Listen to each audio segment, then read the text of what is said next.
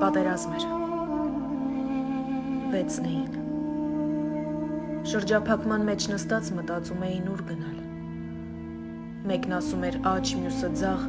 մեկն ասում էր նստած մնալ։ Բայց վերջում նրանք Դավոյին լսեցին։ Նա ծանր վիրավոր էր, չէր կարողանում քայլել։ Նրան համոզում էին, որ մնան մոտը, գուցե գերինքն են, նրան կբուժեն ու բոլորը մյուս գերիների հետ կվերադառնան։ Բայց նա դեմ էր։ Նա շարունակ ասում ու հրամայում էր. «Ինձ թողեք ու գնացեք»։ Հետո ցածրաձայն խնդրում. «Բայց վրաս մի բան ծածկեք, չմրսեմ»։ Նրանք շարունակում էին համոզել, ուզում էին մոտը մնալ, բայց